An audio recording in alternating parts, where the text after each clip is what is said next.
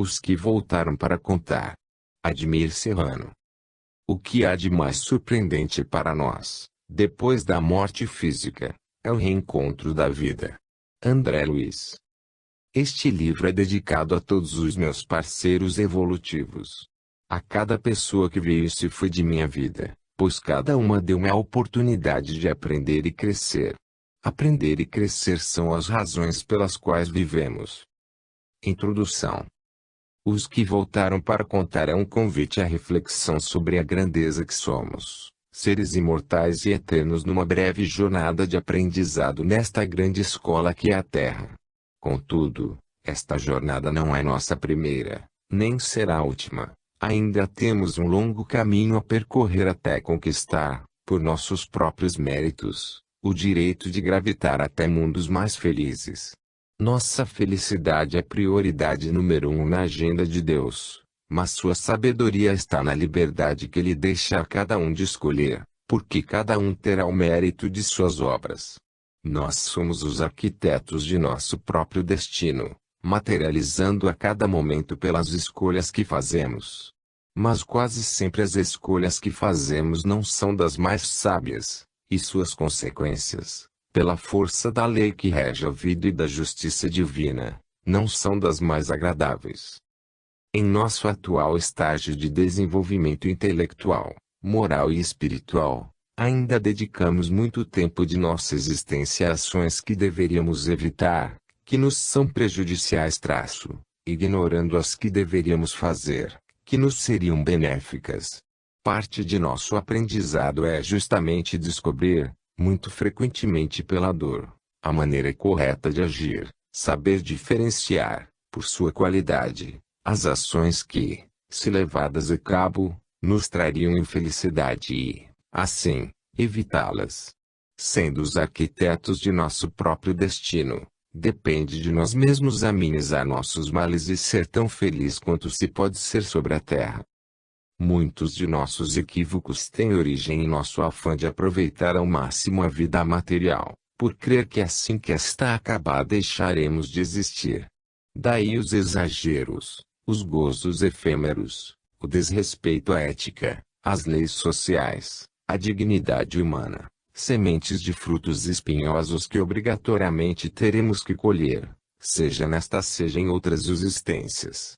É preciso saber urgentemente que o que acaba para nós é a jornada terrena, não nossa vida. Nós, espíritos que somos, continuaremos a existir. Um dos mais importantes objetivos de todo ser humano, e um dos maiores desafios, é conhecer a si mesmo. E não há outro aspecto tão grandioso desse autoconhecimento quanto a conscientização de sua imortalidade. Se você é espírita, não tem mais dúvidas disso. E sabe que a vida na Terra é um importante, e temporário, estágio no progresso do ser humano. Sabe também que o corpo físico em que ora nos manifestamos não é nosso ser verdadeiro, mas sim um instrumento orgânico e perecível através do qual nós, espíritos eternos, vivenciamos a vida material.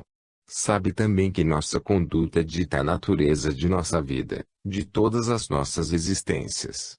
Traço, que não é o acaso responsável por nossa felicidade ou nosso sofrimento.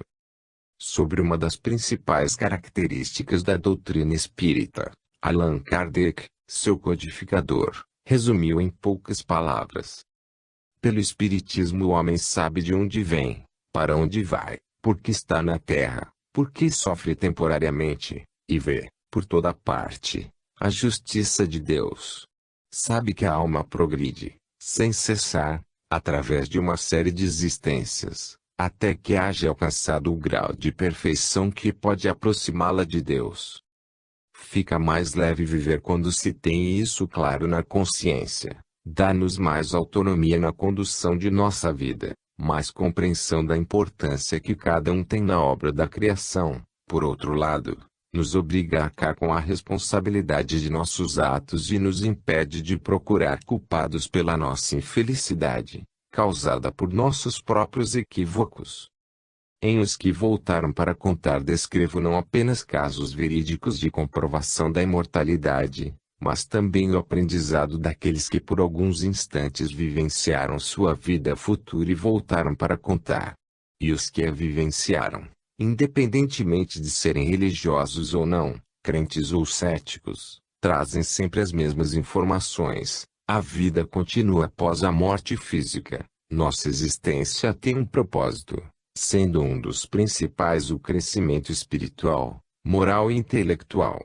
A maioria desses mensageiros cruzou as fronteiras do mundo espiritual por forças alheias, enquanto outros forçaram a passagem. Para os primeiros, as experiências foram, literalmente, de outro mundo, tão maravilhosas que, se pudessem, teriam preferido ficar. Para os demais, a incompreensão de sua realidade imortal, o desespero, a falta de fé ou desrespeito à vida fizeram com que o lugar aonde foram e aquilo que viram os deixassem aterrorizados. Contudo, independentemente de seu destino no outro lado da vida, tanto uns como outros trouxeram de volta a certeza de sua imortalidade e de sua responsabilidade pela condução correta de sua existência na Terra. Este livro tem como base relatos de meus estudos sobre o fenômeno que poderá vir a ser fundamental na comprovação científica da sobrevivência da alma humana, a chamada experiência de quase-morte. Se você não crê muito que possa haver qualquer coisa além da vida material, certamente o que verá que irá, no mínimo, fazê-lo questionar essa possibilidade. Eu fui cético durante muito tempo. Daqueles que diziam não acreditar na vida após a morte porque nenhum morto voltou para contar. Que tolo fui! Voltaram, voltam e voltarão. Em todas as partes do mundo e desde tempos imemoriais. Faz mais de 20 anos que estudo a imortalidade e, se conseguiu ver um terço dos casos relacionados, obtive um feito invejável. Descobri minha imortalidade vivenciando um fenômeno análogo a a experiência fora do corpo, o desdobramento, como também é chamada. Todos nós temos essas experiências, sobretudo durante o sono, mas nem todos se recordam. Durante o sono, os laços que unem o espírito ao corpo se relaxam, e o corpo não necessita do espírito. Então ele percorre o espaço e entra em relação mais direta com os outros espíritos. No final, todos descobriremos nossa imortalidade. Os que não descobrem antes, ironicamente, a descobrirão no momento de sua transição desta vida para outra. Eu mesmo fui testemunha de muitos desses casos trabalhando com pacientes terminais. As comprovações da imortalidade estão por toda parte. Casos de EQM são cada vez mais frequentes, os que voltam para contar, encontrando-se até mesmo em nossas famílias ou círculos de amizade. Basta ficarmos atentos e termos a curiosidade de averiguar. 1. Somos mais que humanos. Celie era minha prima. Por mais de 2 meses caminhou na tênue linha que separa esta vida da outra. Havia sido internada para uma pequena cirurgia no hospital da cidade onde vivia, Jaú, estado de São Paulo. Mas algo saiu errado. Uma infecção generalizada destruiu metade de seu estômago, um pulmão, o baço e uma costela. Na tentativa de controlar a infecção, uma vez que os antibióticos não surtiam efeito, foram-lhe removidas essas partes. A maior parte daqueles 2 meses ela passou no UTI, em coma induzido. Em 3 ocasiões os médicos chamaram a família para despedir-se dela. Celie estava morrendo. Eu a entrevistei 2 semanas após sua cura miraculosa, conforme o diagnóstico do cirurgião-chefe. O cirurgião usou o termo miraculosa porque não conseguia encontrar explicação médica adequada para justificar a recuperação. Ele jamais havia visto algo assim em toda a carreira. Ele não conseguia encontrar uma explicação porque não havia visto o que ocorria no outro lado da realidade física, ali mesmo, dentro da UTI, onde Celie estava e onde o cirurgião e sua equipe trabalhavam. Mas a Celie havia visto tudo. Ela sabia porque havia sobrevivido. Nas várias vezes em que o médico lhe falava sobre esse milagre, ela apenas sorria. Nossa primeira conversa foi por telefone, pois eu estava em Miami e ela no Brasil. A segunda foi pessoalmente, quando a visitei em Jaú, alguns meses mais tarde. Celie sabia de minhas pesquisas parapsicológicas, portanto falava sem constrangimento sobre sua experiência. Algumas pessoas em coma, eu disse, às vezes contam que não estavam inconscientes, que viam e ouviam o que estava acontecendo ao seu redor. Quando você estava no TI, aconteceu algo similar ou você estava inconsciente? No outro lado da linha, ouvi uma risadinha abafada. Eu vi e ouvia coisas, disse. Eu havia acompanhando sua situação por intermédio de um primo, seu irmão mais velho.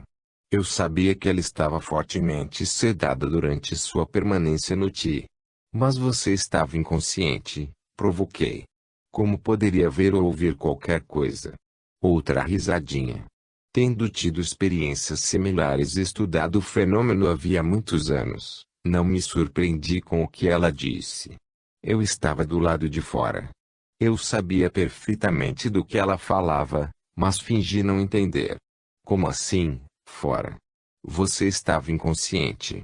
Eu estava em pé perto da porta. Mas você estava em coma. Sim, mas eu vi e ouvia.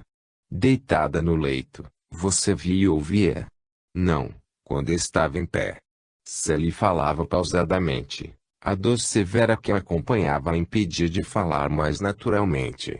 Várias vezes perguntei se queria descansar. Eu poderia telefonar quando se sentisse melhor. Ela quis continuar. Você estava dentro ou fora da UTI? Dentro. Qual foi a primeira coisa que chamou sua atenção? Indaguei. O corpo no leito. Você se assustou? Não, mas fiquei um pouco confusa. Você o reconheceu como sendo seu corpo? Sim. Como ele estava? Entubado, com fios conectados a monitores. Pelo que me contou, Celie passou quase todo o tempo fora do corpo enquanto este estava em coma. Contou-me também que quando médicos ou enfermeiras vinham examiná-la ela saía do caminho, para dar passagem. Qual dos dois você acha que era? O corpo no leito ou você fora? Outra risadinha. Era estranho. Mas acho que é de fora. Você notou nesse relato que minha prima, embora estando fora do corpo, continuou no próprio espaço físico onde se localizava o TI imaterial, ou não físico. Era apenas a sua condição naquele momento em que se manifestava em seu corpo espiritual, ou perispírito, como o chamamos no espiritismo.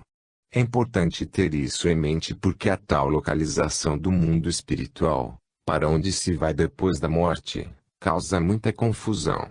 Segundo nos ensina a doutrina espírita, os espíritos não encarnados não ocupam uma região determinada e circunscrita, estão por toda parte, no espaço e ao nosso lado, nos vendo e nos acotovelando sem cessar. É toda uma população invisível que se agita em torno de nós. Durante sua estada no TI, enquanto seu corpo permanecia fisicamente inconsciente, Celie vivenciava a experiência de quase morte, EQM, tradução do termo em inglês Near Death Experience, cunhado pelo Dr. Raymond Moody para descrever o fenômeno. A experiência de Celie é uma das mais extraordinárias que já encontrei ao estudar o fenômeno. Voltaremos a ela no decorrer desta narrativa. A EQM é uma experiência de emancipação do espírito, o ser verdadeiro, vivenciada por um indivíduo em situações que podem levar à morte do corpo físico se não tomadas a tempo as devidas providências. Ocorrem comumente em casos de acidentes graves, infartos, afogamentos, ou durante um coma, como no caso de Celie. Nessas circunstâncias, o espírito que anima aquele corpo se retira temporariamente, levando consigo toda a sua capacidade cognitiva e existindo livre independentemente do corpo físico ao qual está conectado, enquanto este ainda possui vida orgânica. Mas por que isso acontece? Temos uma explicação simples e clara, fornecida há 160 anos pelos espíritos participantes das obras básicas de Allan Kardec. O espírito recobra sua liberdade quando os sentidos se entorpecem. Ele se aproveita, para se emancipar, de todos os momentos de repouso que o corpo lhe concede. Desde que haja debilidade das forças vitais, o espírito se desprende, e quanto mais fraco estiver o corpo, mais livre ele estará. 2. Na EQM, o corpo está extremamente debilitado, mais debilitado que isso, somente na morte efetiva. Se não corpo, o que somos? 2. O que os olhos não veem. Nós não somos o corpo físico que vemos todos os dias no espelho. Tampouco era Celia aquele corpo comatoso no leito da UTI. A verdadeira Celia era aquele espírito livre, eterno e imortal. Assim é você. Assim é toda a humanidade.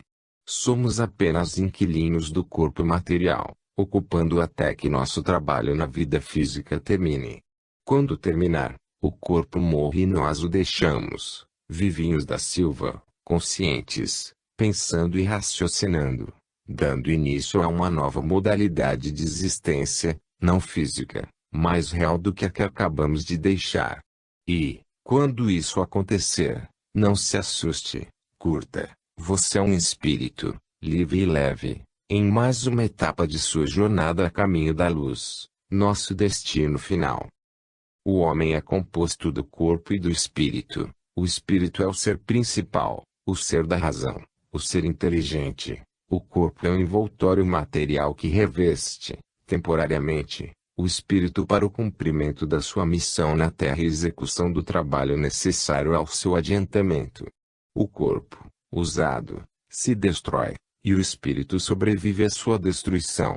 Sem o espírito, o corpo não é senão matéria inerte, como um instrumento privado do braço que me faz agir. Sem o corpo, o espírito é tudo, a vida e a inteligência.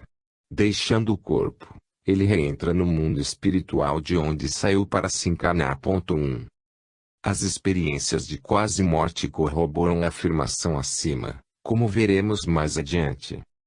Dizemos no Espiritismo que quando se nasce se encarna, ou seja, entra-se na carne, em um corpo físico, e, ao contrário, quando se morre se desencarna, deixa-se a carne, o corpo físico. Isso significa que, antes de nascer para a vida física, já existimos como espírito, e, quando o corpo morrer, saímos deste e voltamos às nossas origens, a de espírito livre, como éramos antes. O estado de espírito, sem o corpo físico, é nossa verdadeira natureza, e o estado humano, quando estamos encarnados em um corpo físico, é temporário. O corpo físico é governado por duas fontes de energia, orgânica e espiritual, ou não física. Sem a menor dúvida há alguma coisa através da qual as energias material, orgânica e espiritual trabalham juntas e se complementam. A força orgânica mantém os órgãos físicos vivos e funcionando, ao passo que a força espiritual lhe dá vitalidade, movimento, inteligência, consciência, caráter, personalidade, capacidade física, talentos, em resumo, todos os elementos não físicos que fazem parte de nós. A força espiritual está impregnada em cada átomo, cada célula, cada molécula e órgão do corpo físico, organizando em uma unidade coerente. Na verdade, a força espiritual é a matriz que molda o corpo físico, que permeia, circunda, energiza, une e propulsiona os átomos e moléculas a assumir e manter a estabilidade física durante suas constantes alterações. Cientistas dos séculos XVI e XVII chamavam de vitalismo essa força espiritual que permeia os organismos. Vitalistas, como eram chamados, acreditavam que organismos vivos continham em si uma força vital que era independente da matéria e que trazia vida à matéria. Uma alma é o espírito consciente que cria o corpo físico e manifesta-se através dele. Naqueles tempos um cientista dizer ou crer que o corpo humano pudesse ser animado por espírito ou alma era aceitável. Hoje é heresia. Mas isso não significa que cientistas de reputação na atualidade não acreditem na existência de tal força organizadora não física imbuída no corpo físico. Muitos acreditam, mas abstém-se de utilizar o termo espírito, pelo menos publicamente, a não ser que estejam contemplando aposentadoria precoce ou ostracismo acadêmico. Isso pelo menos aqui nos Estados Unidos e na Europa. Talvez no Brasil as instituições científicas sejam mais mente aberta nesse sentido. Aqueles que acreditam, alguns até testaram suas hipóteses em laboratório, precisam criar termos com conotação mais científica, o mais distante possível daquele termo herético. Harold Saxton Bull, por exemplo, renomado professor de anatomia na Escola de Medicina da Universidade de Yale, dos Estados Unidos, entre os anos 1916 e 1956, era especialista em dinâmica bioelétrica. Usando equipamentos sofisticados, aplicava suas técnicas em organismos vivos, incluindo os seres humanos. Em suas próprias palavras, as conclusões de 40 anos de pesquisas revelaram que o ser humano, de fato, todas as formas de organismos, são ordenados e controlados por campos eletrodinâmicos que podem ser medidos e mapeados com precisão. Bull denominou esses campos de campos da vida, Fields of Life, em inglês, abreviado como Fields. Continuou Bull, o campo eletrodinâmico serve de matriz ou molde, que mantém a forma ou composição de qualquer material lançado no molde, mesmo que esse material seja comumente modificado. Trocando em miúdos, o que Bull quer dizer é que se não houvesse um molde não físico, imperecível, nossos órgãos não conseguiriam manter sua forma em suas constantes regenerações. Nosso coração, por exemplo, se regenera a cada 20 anos. Os ossos, a cada 10, o fígado, a cada 5 meses, os pulmões, a cada 3 semanas, os intestinos, a cada 3 dias, sem jamais perderem seu formato. Para nós, espíritas, o perispírito, como o chamamos, esse molde energético, essa matriz imperecível que forma o corpo desde a concepção e que o mantém durante a vida física, liberando-se completamente após a morte do corpo. Bull era mesmo um cientista corajoso. Intitulou o livro em que publicou os resultados de suas pesquisas de diagrama da imortalidade, do inglês Blueprint of Immortality. Mais recentemente, o bioquímico inglês Rupert Sheldrake, da Royal Society of London, lançou a hipótese de que todos os organismos vivos, incluindo, é claro, nós, possuem campos morfológicos, responsáveis pela organização e forma de sistemas materiais. Como se vê claramente, os campos morfológicos de Sheldrake são o mesmo conceito dos Fields de Bull, com uma pequena alteração apenas na nomenclatura. Prana na Índia, China, Ka no Egito, ou simplesmente campo energético, são termos associados com a força invisível e imperecível que faz de nós mais do que os simples mortais que a ciência materialista quer nos fazer crer que somos. Não existe outro conceito tão familiar para nós como a ideia da energia espiritual, nem outro tão opaco cientificamente. Felizmente, o espiritismo não requer tantas contorções mentais para explicar isso. É claro e conciso.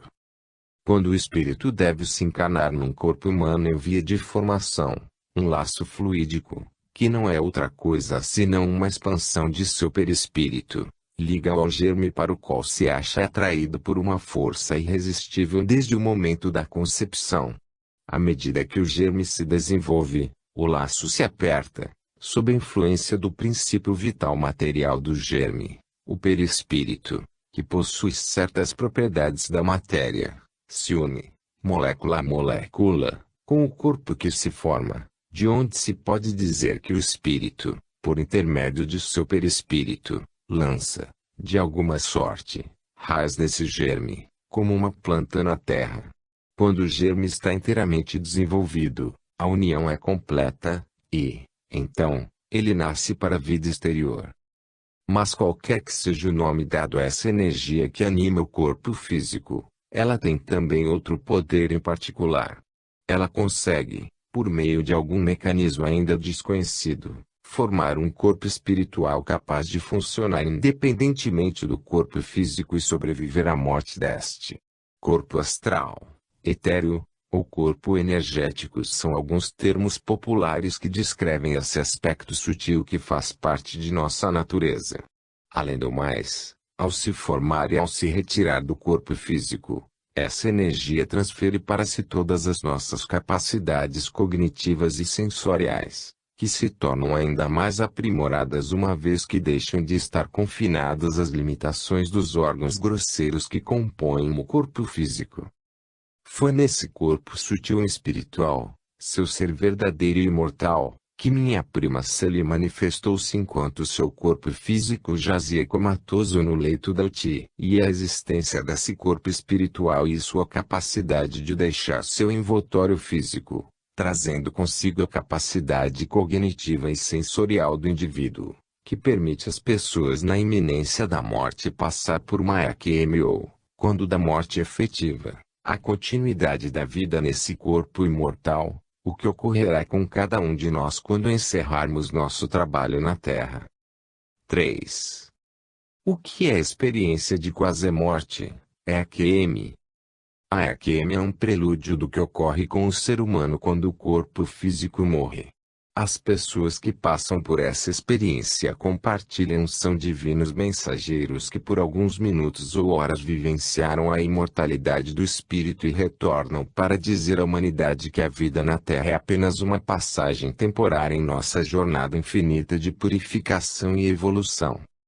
Experiência de quase-morte é a tradução de Near Death Experience, termo criado em 1975 pelo Dr. Raymond Moody, em seu pequeno livro best-seller Life After Life, Vida Depois da Vida, para denominar o fenômeno.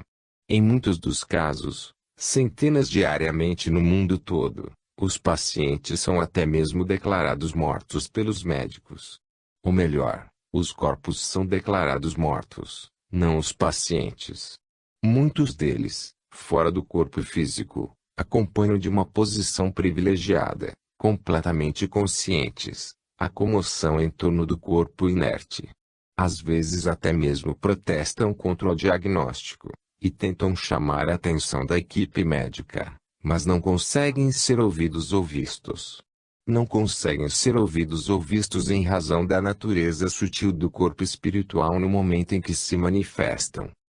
A EQM é geralmente vivenciada quando o paciente está clinicamente morto. Embora não seja necessário chegar a esse extremo, bastando às vezes perder a consciência física.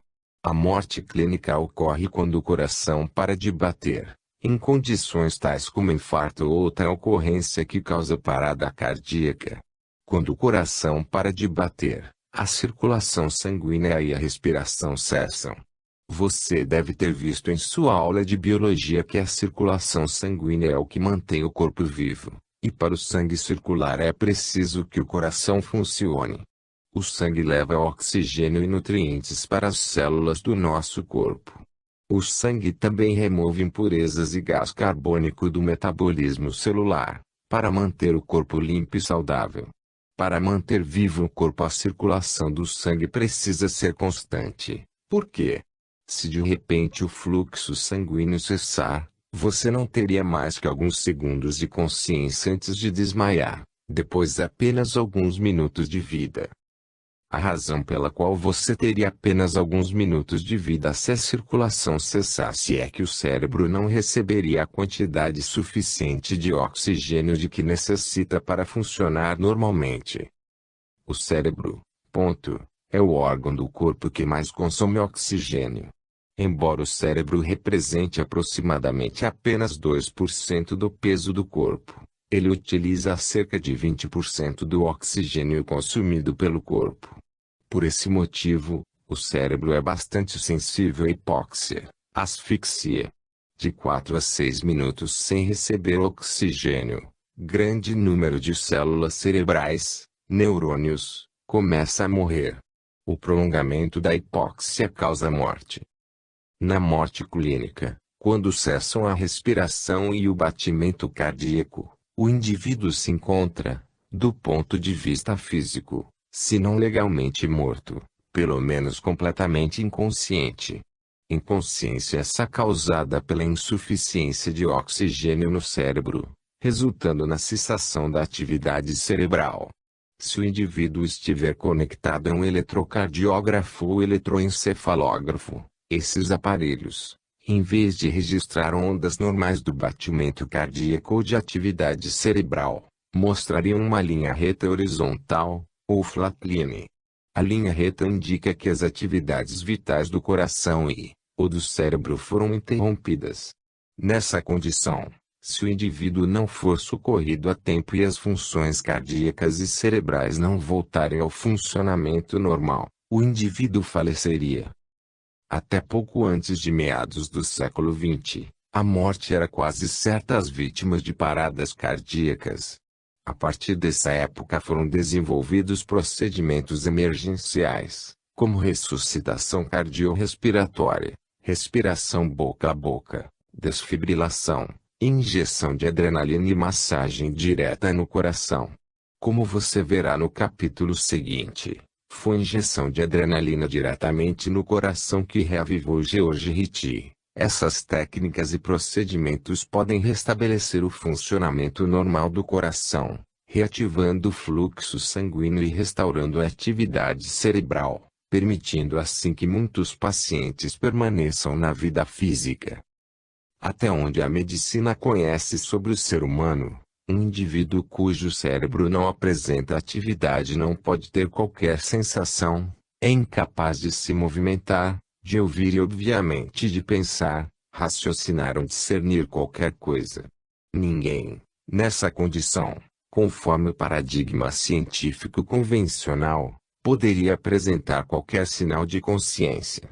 Porém, ao contrário do que postula esse paradigma, não é o que sucede todos os dias aos milhares de indivíduos ao redor do mundo que vivenciam o fenômeno. E esse é um eloquente sinal de que as premissas científicas convencionais, em que concerne a verdadeira natureza do ser humano, precisam ser cuidadosamente revisadas. Você logo verá nos casos que vou apresentar, incluindo a continuação do apresentado na abertura deste livro, que nossa consciência, nossa identidade, o eu que verdadeiramente somos, não está confinado no cérebro como um pássaro na gaiola, e, destruída a gaiola, o pássaro morre. Muito pelo contrário. Quando a gaiola é destruída, o pássaro se liberta. O ser espiritual que verdadeiramente somos, nós, é capaz, funcionará independentemente do cérebro e do corpo e sobreviverá à morte do corpo físico. Tendo vislumbrado a vida depois da vida e constatado sua imortalidade, um número gigantesco de pessoas retornou à vida terrena após um breve encontro com a morte física. E para esclarecer-nos sobre este outro lado da vida, muitos que passaram pela EQM foram corajosos e caridosos em compartilhar conosco suas extraordinárias experiências durante o período que passaram livres dos laços da matéria. Seus corações haviam parado de bater, sua respiração cessou, cessara também toda a atividade cerebral, muitos foram declarados mortos, tendo alguns até despertado no necrotério. E nessas condições, conforme a ciência convencional, ninguém seria capaz de ver, ouvir ou sentir qualquer coisa, ou movimentar-se, retirar-se de onde estava. Contudo, contrariando e desafiando a visão materialista, pessoas em AQM fazem tudo isso e muito mais. 4. De carona com Jesus. De repente, George viu o quartinho escuro e frio encher-se de luz. Em sua mente, soou um comando autoritário que o fez saltar ao chão em um ímpeto. Levante-se. Em um instante, George viu-se envolto em uma indescritível claridade, vinda de uma luz viva e sábia. Essa luz tinha forma e esta era humana. E desse ser emanavam sentimentos de amor e compaixão em seus mais elevados graus de pureza e força. Tão intensa era a sensação de bem-estar que o jovem soldado queria entregar-se a ela para sempre. Começou então a ouvir, vinda das profundezas de sua alma, uma voz solene que anunciara: George, Você está na presença do Filho de Deus. Nesse momento, George sentiu que as paredes do quartinho se desfaziam. A seu redor e dentro de si apareciam imagens dele mesmo, como se estivesse dentro de um filme no qual era o protagonista e, ao mesmo tempo, o espectador. Cenas de suas ações, seus pensamentos e sentimentos, relacionados a ele próprio e a outros. O jovem soldado revivia todas as brigas feias e o desrespeito à madrasta, seu temperamento explosivo, os incontroláveis pensamentos sensuais, cada um de seus pensamentos e atos maldosos, desde o dia em que nascera. Cada incidente, por mais insignificante que podia parecer, era revivido em inefável intensidade. Revia tudo o que havia feito, pensado e sentido durante aqueles 20 anos de vida. Reviu o parto de sua mãe e a morte dela ao dá-lo à luz. Assistiu ao casamento de seu pai com sua madrasta e testemunhou todo o amor que ela lhe dedicara, apesar de não ser seu filho. George experimentou no fundo da alma a dor que a madrasta sentia em virtude da forma como ele a tratava e, com a mesma intensidade, sentiu a injustiça de seus atos contra ela, o arrependimento dilacerava-lhe a alma. George percebia que o Filho de Deus, a seu lado, não o julgava, apenas mostrava-lhe seus erros. Em um tom cheio de doçura e compaixão, ele fez-lhe uma pergunta que lhe serviria de orientação, de referência pelo resto de sua vida. Pergunta essa que a maioria das pessoas que passam por ECMS dizem ouvir, com o mesmo efeito reorientador sentido pelo jovem soldado. O que você tem feito em sua vida até agora para me mostrar? Não muito, George pensava. Vivi apenas 20 anos. O que se pode fazer em 20 anos? Mas, mesmo assim, ele buscou em suas lembranças algo de valor para mostrar. Finalmente, encontrou. Eu fui escoteiro, disse, cheio de orgulho. O Filho de Deus lhe sorriu. E em seu sorriso George viu o verdadeiro significado de sua pergunta. Não eram fatos que ele queria ver, eram valores. Era como se ele quisesse saber como o soldado estava usando seu precioso tempo na terra, ou seja, se estava aprendendo a amar, a perdoar, a respeitar a si próprio e a todas as outras criaturas de Deus. Era como se lhe estivesse perguntando: você está seguindo o exemplo que lhe deixei pela vida que vivi e pela morte que morri? Você tem amado seu próximo como eu amei? Totalmente. Incondicionalmente. Intuitivamente, no fundo de sua alma, o rapaz sabia que era isso que meu Filho de Deus queria ver. De súbito, George viu-se em movimento novamente. Olhou ao seu redor e percebeu que estava no espaço. Havia deixado Camp Barkeley sem perceber. George sabia que embarcara em uma viagem na qual lhe seria mostrada uma outra realidade, um outro lado da vida, uma realidade que não podia ainda ser apreciada com a visão limitada do corpo físico, mas apenas com os olhos da alma quando livre de sua prisão orgânica, que a densifica e limita-lhe os poderes. Percebendo um movimento descendente, George olhou para o solo e viu que sobrevoava uma grande cidade. Estava escuro e, mesmo assim, as chaminés das fábricas permaneciam ativas. Grandes tufos de fumaça eram lançados no ar. George tentou identificar a cidade, talvez Boston, Detroit ou Toronto. Não sabia dizer qual era. Qualquer que fosse, jamais havia estado lá. As ruas estavam movimentadas, apesar de o dia ainda não haver clareado, e George sabia a razão. Aquelas fábricas trabalhavam dia e noite sem parar, empregando milhares de homens e mulheres para produzir em ritmo frenético e alucinante toneladas e toneladas de equipamentos bélicos e outros suprimentos para aquela devastadora Segunda Guerra Mundial que explodia na Europa. Ao aproximar-se do solo, chamou-lhe a atenção o incrível número de pessoas que caminhavam pelas ruas. Havia mais gente do que o espaço físico podia comportar. Nesse momento George percebeu a razão da imensa multidão. Pelo menos a metade daquelas pessoas era desencarnada e, portanto, não ocupava espaço. George Ritchie testemunhava, in loco, o que os próprios espíritos disseram a Allan Kardec sobre o local onde estes se encontravam. Em resposta à pergunta 87 do Livro dos Espíritos, os espíritos estão em todos os lugares, povoam infinitamente os espaços. Estão sempre ao vosso lado, vos observam e agem entre vós sem os perceberdes. Vírgula. E como atuavam aqueles que George viu dentro das fábricas? Enquanto encarnados trabalhavam, desencarnados, continuamente a seu lado, tentavam tirar-lhes as ferramentas ou davam palpites em suas decisões. Alguns até se irritavam quando seus palpites não eram seguidos.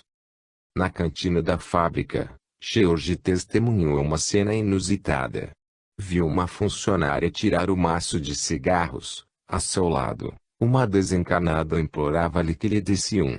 Alheia à sua presença, a funcionária a ignorou, acendeu o cigarro e tragou. Desesperada, a desencarnada tentava arrancar-lhe o cigarro da mão.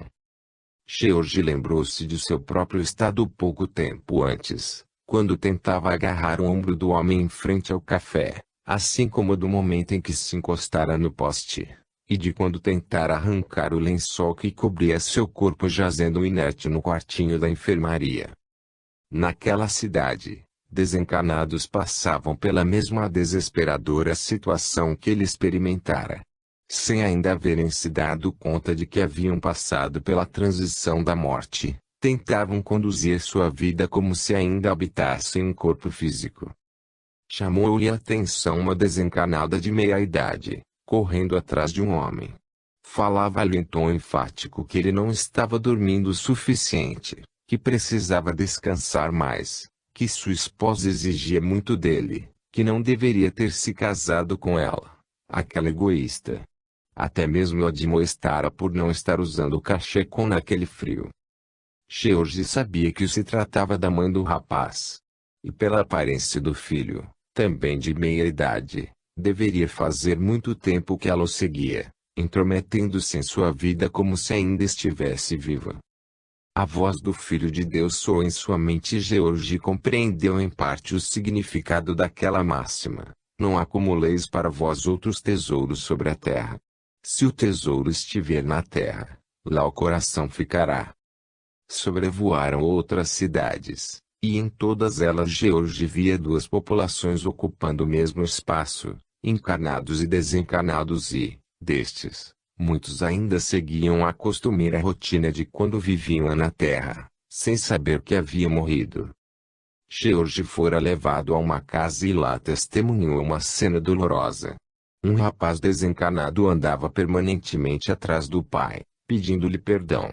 Dizendo-lhe que não sabia quanto tinha magoado a ele e a mãe, dizia-lhe que não sabia o que estava fazendo. George via e ouvia o rapaz claramente, mas o pai dele não. O homem seguia seu curso levando uma bandeja a uma senhora idosa acamada, e o filho implorava: perdão, pai. Perdão, mãe. Assim vivia o pobre rapaz permanentemente. Foram-lhe mostradas outras cenas semelhantes: o adolescente que seguia uma jovem pedindo-lhe perdão, a esposa que seguia o marido fazendo o mesmo, porque pedem perdão. Indagou George. Por tirarem a própria vida, respondeu o Filho de Deus. Vivem acorrentados às terríveis consequências de seu ato impensado. Achavam que o suicídio extinguiria sua vida e seus problemas, mas, desesperados, em lugar de resolvê-los, arrumaram outros piores. George viu-se sobrevoando um lugar que lhe pareceu uma grande base naval. E de repente estava em um bar lotado, onde marinheiros e civis embriagavam-se de cerveja e uísque. Aí também ele notou duas populações, encarnados bebendo e desencarnados tentando arrebatar-lhes os copos.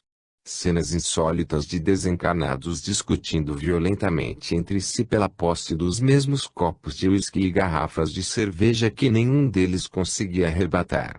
De tão bêbados que estavam, alguns soldados perdiam os sentidos.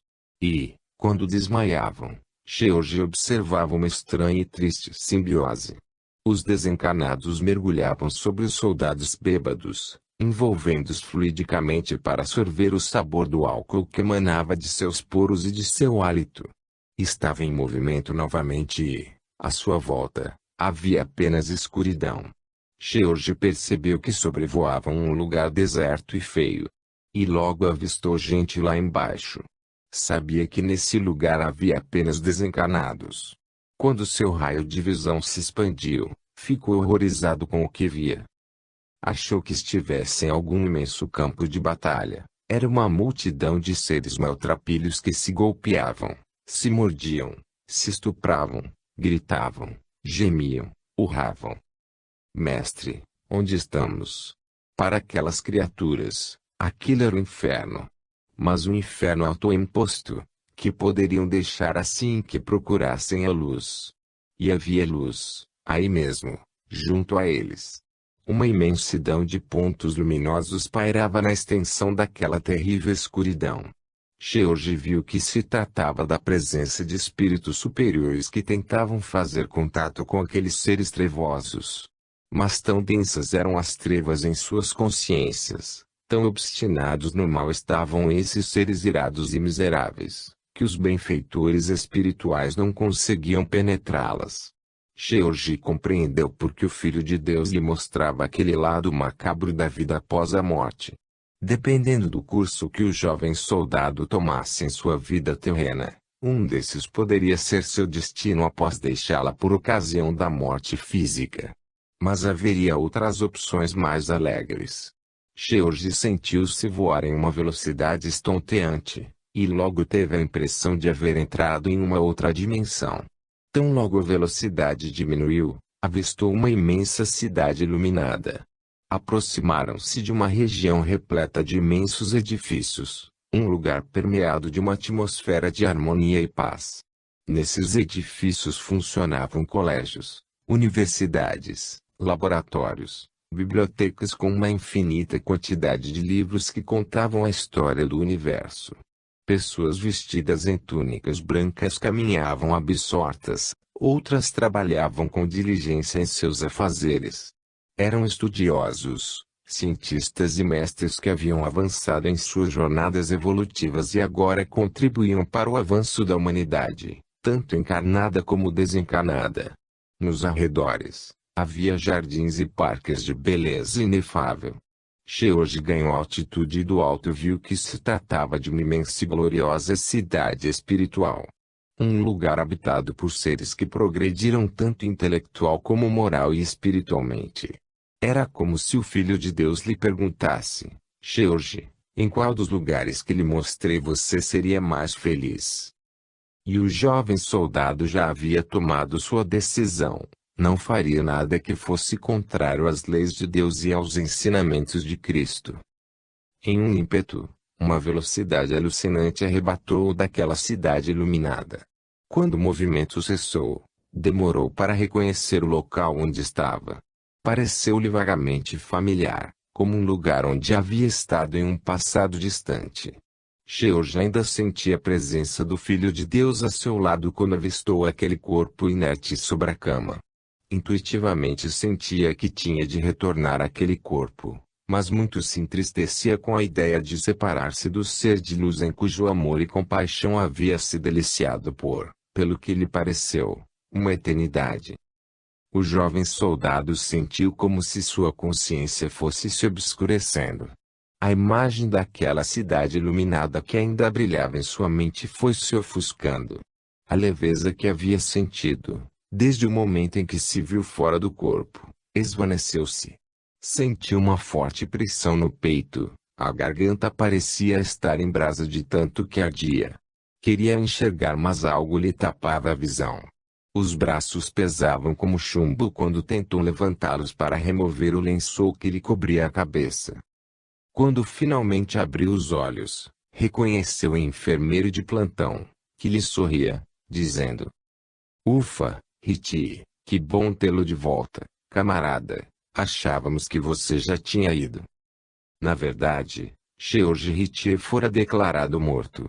O médico havia dado ordem ao enfermeiro de plantão que preparasse seu corpo para enviá-lo à família em Richmond. Mas, em um dado momento, O enfermeiro teve a impressão de ter visto um pequeno movimento em um de seus dedos. Como não tinham nada a perder, George já estava morto mesmo. O enfermeiro conseguiu, sem muito esforço, convencer o médico a aplicar-lhe uma injeção de adrenalina diretamente no coração. Se não lhe fizesse bem, tampouco lhe faria mal. Não era normal no exército norte-americano um médico militar submeter-se à opinião de um subalterno, mas aquele médico não opôs nenhuma resistência e disse ao enfermeiro que preparasse a injeção. Essa aventura, que lhe parecera uma eternidade, durou 9 minutos. Foi o tempo que George permaneceu inconsciente, entre o desmaio na sala de raios-x, o diagnóstico do óbito e a injeção de adrenalina que devolvera a vida a seu corpo. 5. Vida depois da vida.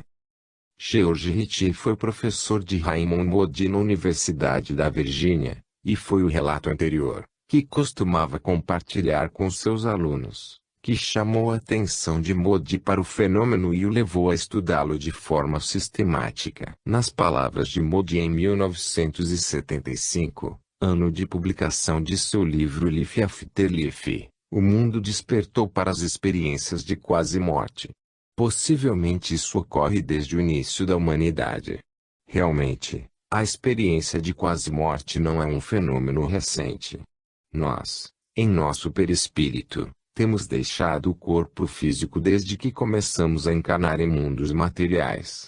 Situações que causam a prostração do corpo físico, tais como parada cardíaca, acidentes, afogamento e overdose, por exemplo, facilitam a saída do perispírito e amplificam as funções cognitivas, em muitos casos. Portanto, o indivíduo fora do corpo material possui maior lucidez e capacidade de reter na memória o que ouve, vê e sente, em ambas as dimensões, a física, quando deixa o corpo e permanece nos arredores, e a não física, quando penetra esferas existenciais mais sutis, o mundo espiritual. O que poderíamos considerar mais ou menos recente acerca da EQM é sua divulgação ao público pela mídia, pela publicação de livros, pelos filmes baseados em fatos reais e pelos estudos científicos. Mas nem mesmo publicações são tão recentes assim. A pesquisadora Carol Zaleski, em seu livro The World Journeys, Jornadas em Outros Mundos, em tradução livre, encontrou relatos na literatura medieval. Mas por que agora existem tantos casos assim? A resposta é simples. Os avanços na medicina e nas técnicas de reavivamento estão salvando a vida física de muitas pessoas na iminência da morte. E, ao passar por uma EQM, muitos querem compartilhar o que viram no outro lado da vida. É impressionante a quantidade de novos relatos em sites da internet e grupos dedicados ao fenômeno. O que essas pessoas viram no outro lado da vida, todos nós o veremos algum dia, mas nem todos retornarão para contar. E os que retornaram para contar são pessoas de todas as idades, crianças, adolescentes, adultos, idosos, tanto homens como mulheres, independentemente de classe social, nível intelectual, religião, agnósticos, ateus, de todas as raças, em todos os lugares do mundo, quer creiam na vida após a morte quer não. Em 1982, quando as investigações do fenômeno estavam em seu ápice, George Gallup, Jr., publicou os resultados de uma pesquisa elaborada para descobrir quantos norte-americanos haviam tido uma EQM. Só entre os adultos 8 milhões haviam tido alguma experiência mística associada ao fenômeno. 15 anos mais tarde, em 1997, uma nova pesquisa elaborada pela US News e World Report determinou que 15 milhões de pessoas haviam tido uma EQM, representando 1/3 dos 45 milhões que haviam estado na iminência da morte. Dados da organização Near Death Experience Research Foundation apontam que somente nos Estados Unidos ocorrem em torno de 780 casos de EQM, diariamente. 4 pesquisas da doutora PMH Tuater, uma das pioneiras em investigação de EQM ainda em plena atividade, e que também passará por EQM, revelam que 1 a cada 3 adultos na iminência da morte relata um episódio de EQM entre as crianças. A proporção cresce drasticamente, 3 em cada fatorial de 5. Mas por que tanta diferença assim entre crianças e adultos? Por que mais crianças que adultos teriam essa experiência? Os investigadores do fenômeno não descobriram a razão. Porém, encontramos no Espiritismo uma hipótese interessante. O Espírito Emmanuel, que foi mentor do nosso grande e finado médium Chico Xavier, diz que as crianças até os 7 anos de idade, como espírito, ainda estão em fase de adaptação em sua nova existência na Terra. Até essa idade o elemento espiritual e a matéria orgânica, o corpo físico, ainda não estão perfeitamente integrados. Então, levando isso em consideração, vamos ver o que ocorreria com uma criança na iminência da morte. O elemento espiritual ainda não está completamente integrado ao corpo físico, conforme diz Emmanuel, e o corpo perdeu suas funções vitais. Nesta intensa condição de debilidade física fica extremamente fácil para o espírito de uma criança deixar o corpo físico. Portanto, da perspectiva espiritual, esta seria uma boa explicação do porquê de crianças relatarem mais EQMs que adultos. Claro que não há como provar se de fato Emmanuel está correto. Contudo, há um fenômeno muito comum que ocorre em toda parte do mundo onde um espírito está em processo de desencarne, morte física, que corrobora a informação de Emmanuel. Quase todas as pessoas nos estágios finais de uma doença terminal ou bastante idosas cujo corpo está encerrando suas atividades físicas, estando conscientes, têm as chamadas visões no leito de morte. Você já deve até ter visto algum familiar ou amigo nesse estágio conversando animadamente com alguém que só ele ou ela via, e, se você perguntasse com quem estava conversando, lhe diria o nome de alguém que já havia falecido. Nesse estágio final de transição ao mundo espiritual, são comuns também relatos de visões de belos jardins floridos, um imenso campo verde, ou pessoas vestidas de branco esperando no outro lado da vida. Mas, se esses espíritos ainda estão no corpo físico, como podem ver desencarnados ou paisagens espirituais, e você, se estivesse ao lado, não? Porque aqui ocorre o oposto do que diz Emmanuel a respeito das crianças até os 7 anos de idade. Enquanto na criança o elemento espiritual ainda não está completamente integrado ao elemento orgânico, o que facilita as percepções extrafísicas, no estágio do desencarne o elemento espiritual está em processo de liberação, uma vez que as atividades físicas do corpo preparam seu encerramento definitivo. Nesse caso, o elemento espiritual tampouco está totalmente integrado, e o desencarnante está em contato com as duas realidades, física e não física, ao mesmo tempo. É possível que o número de EQM de adultos seja maior que a proporção 1 para 3. Crianças não são tão reservadas quanto adultos para se expressarem. Muitos adultos demoram anos para contar a alguém sobre uma EQM que porventura tenham experienciado. Existe o receio de ser ridicularizado ou taxado de louco, o que é muito normal, até mesmo por pessoas próximas. Mas eles gostariam de contar se alguém estivesse disposto a ouvir sua história. Essas experiências mudam, para melhor, a vida de quem as tem. Eles descobrem a verdadeira razão pela qual estão na Terra e, no processo, testemunham sua imortalidade. 6. Testemunhando a imortalidade. Fui internada por problemas cardíacos, contou uma senhora Raymond Moody. Na manhã seguinte, continuou ela, comecei a sentir uma dor muito forte no peito. Apertei o botão de emergência e as enfermeiras vieram correndo. Senti um grande desconforto e virei-me de lado. Foi quando perdi a respiração e meu coração parou de bater. Nesse instante ouvi as enfermeiras dizendo que tinham uma emergência. Percebi também que eu saía do corpo pelo lado da cama, entre o colchão e a grade de proteção, e descia ao solo. Em seguida comecei a subir, bem devagarzinho. Enquanto subia, via outras enfermeiras entrando no quarto, onde deveria haver umas 12 pessoas. Meu médico estava fazendo sua ronda e as enfermeiras o chamaram.